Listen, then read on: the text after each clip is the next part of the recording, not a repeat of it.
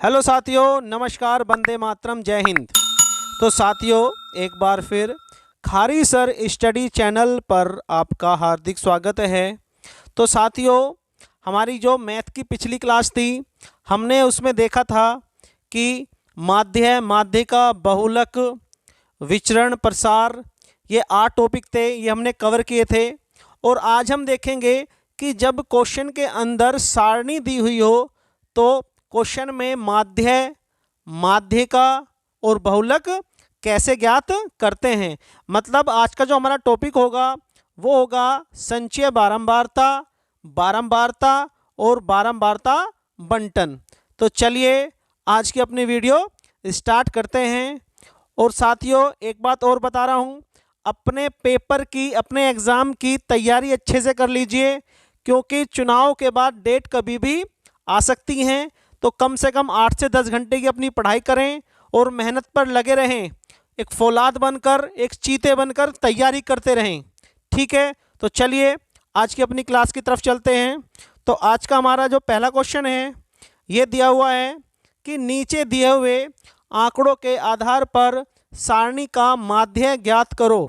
तो यहाँ पे करना है हमें, अगर सारणी दी हुई हो तो सारणी का माध्य किस प्रकार से ज्ञात करते हैं।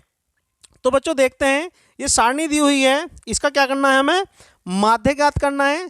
तो माध्य निकालने के लिए क्या करते हैं, इस सारणी को मानते हैं हम x, जो पहली है, और दूसरी को क्या मानते हैं हम, इसे मानते हैं हम f। और हमें क्या निकालना होता है, सर्वप्रथम सबसे पहले क्या निकालना होता है, fx निकालना होता है कि इन दोनों की आपस में गुणा। चलिए गुणा करते हैं। 6 की अगर मैं 0 में गुणा करूंगा तो क्या आएगा बच्चों, 0 आएगा।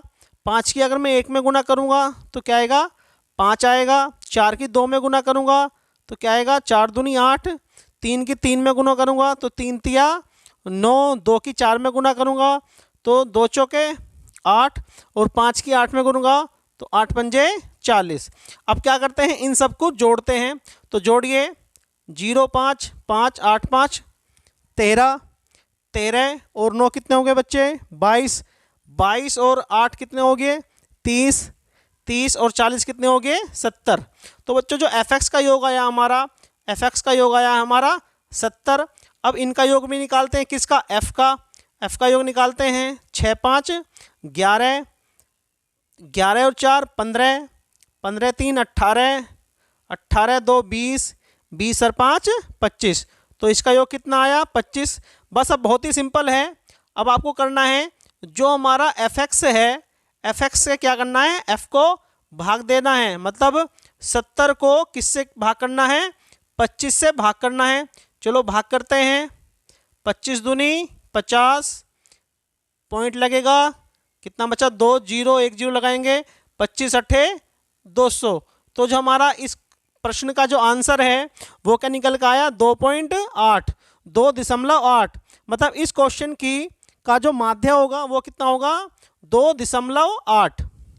एक बार और देखते हैं। सबसे पहले क्या करते हैं, सबसे पहले इसको मानते हैं हम x और इसको क्या मानते हैं f, और क्या करते हैं, इन दोनों की आपस में गुणा करते हैं। तो क्या निकालते हैं, fx।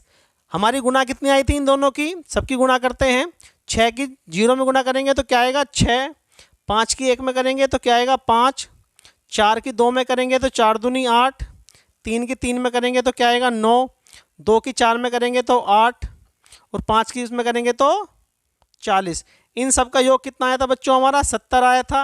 अब क्या करते हैं, जो हमारा f है, इन सब को योग करते हैं। इन सब का योग क्या आया था हमारा, 25 आया था, 25 आया था।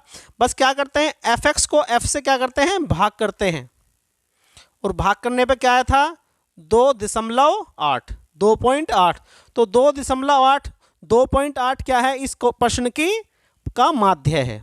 चलिए अगले प्रश्न की तरफ चलते हैं। अगला प्रश्न है, दिए हुए आंकड़ों के आधार पर सारणी की माध्यिका ज्ञात करनी है। इस बार क्या करनी है बच्चों, माध्यिका ज्ञात करनी है। तो माध्यिका ज्ञात करने के लिए क्या करते हैं, माध्यिका ज्ञात करने के लिए इसको क्या मानते हैं हम, f मानते हैं, और एक fe निकालते हैं। fe निकालना बहुत ही आसान है।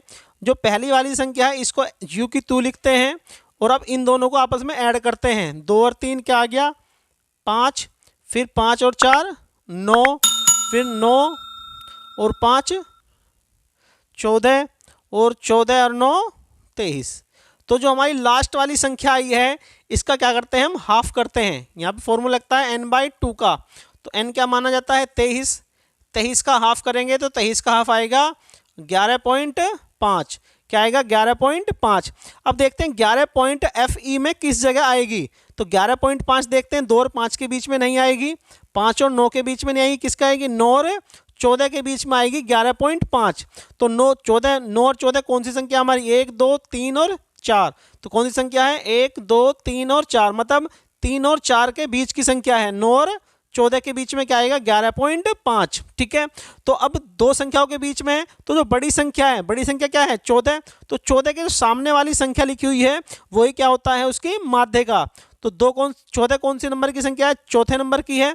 तो चौथे नंबर पे क्या है 1 2 3 और 4। जो चौथे नंबर पे क्या लिखा हुआ है 2। तो 2 क्या है इस प्रश्न की क्या है माध्यिका है। एक बार और बता रहा हूं ओरल, आपको क्या करना है सबसे पहले क्या करते हैं एफ ई निकालते हैं, या एफ ई छोड़ो, आपको क्या करना है सबसे पहले ये पहले वाली जो संख्या है इसको लिख लेते हैं 2। उसके बाद सबको जोड़ देते हैं 2 और 3 5, फिर 5 और 4 9, फिर 9 और 5 14। इस तरह से सबको क्या करते हैं जोड़ते हैं, और जोड़ने के बाद क्या करते हैं इनका योग कितना आया, इनका योग आया था 23। मतलब लास्ट में क्या आया था 23। जो लास्ट वाली संख्या होती है वो क्या आई थी हमारी 23 आई थी, जो नीचे आई थी सबसे 23। अब 23 का करते हैं हाफ, हाफ क्या आएगा 11.5। अब 11 पॉइंट किसके बीच में आया था, 11 पॉइंट किसके बीच में आया था बच्चों, चलो एक बार और देखते हैं। क्या लिखते हैं 2 और 3 5, 5 और 4 9, 9 5 14, 14 और 9 23। अब जो 23 आया है इसका क्या करते हैं हाफ 11.5। अब 11.5 किसके बीच में 9 और 14 के बीच में है। तो जो सबसे बड़ी संख्या होती है, सबसे बड़ी संख्या 9 और 14 है, तो क्या है 14 है, मतलब 9 और 14 में सबसे बड़ी संख्या क्या है 14 है। कौन से नंबर की संख्या है 1 2 3 4। तो यहाँ पे देखते हैं चौथे नंबर पे क्या लिखा हुआ है, चौथे नंबर पे क्या लिखा है 2। तो 2 ही क्या है इस प्रश्न का क्या है माध्यिका है। तो आशा करता हूँ माध्यिका निकालने के बच्चे सीख गए होंगे।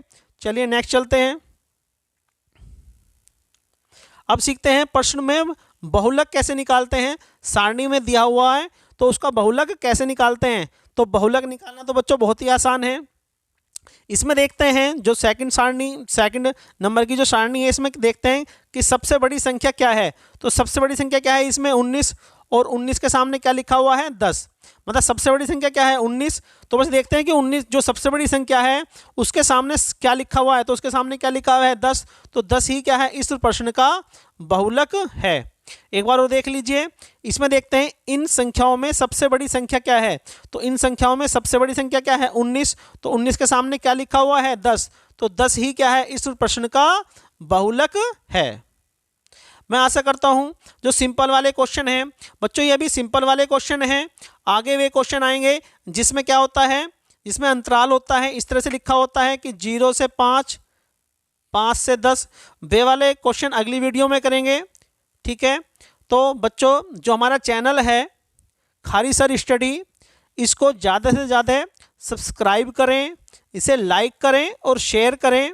और हमारे चैनल पर लेखपाल का बैच फ्री में चल रहा है, इसको आप फ्री में ज्वाइन कर सकते हैं।